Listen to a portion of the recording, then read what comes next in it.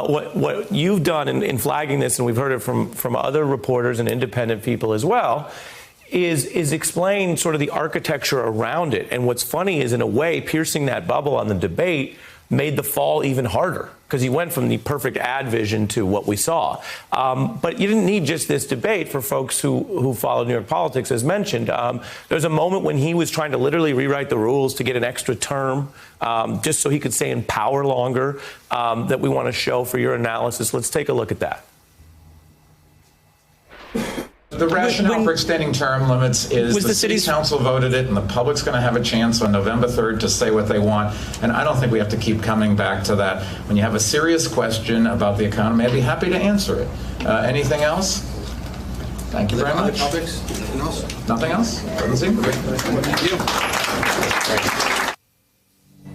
you. It's a little moment on a handy cam, but why should it matter in your view?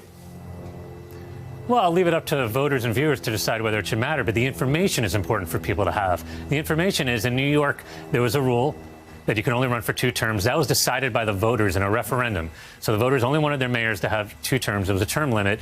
Mayor Bloomberg decided that he wanted a 3rd term. And rather than go back to the voters and have them decide, he essentially engineered a backroom deal where he was able to get some city council members to sign off on the deal. It also extended term limits for themselves as well. And one of the ways he was able to curry support for it was, again, using his status as a billionaire in 2 ways. One, he gave lots of money to charitable groups throughout the city, whether it was nonprofits, arts groups. There was one group that was charged with trying to combat homelessness. They all came and testified in front of the city council on behalf of Mayor Bloomberg, saying he should really have a 3rd term. Meanwhile, they were getting millions of dollars from him. Secondly, he went to the publishers of the big newspapers in the city, the New York Daily News, the New York Post, the New York Times. These were his billionaire friends, these other publishers, met with them before even unveiling this plan and got them to all agree that this was a good idea and that they would then all simultaneously endorse this idea just as he presented it. And Ari, for those who aren't fans or followers of New York politics, it is very hard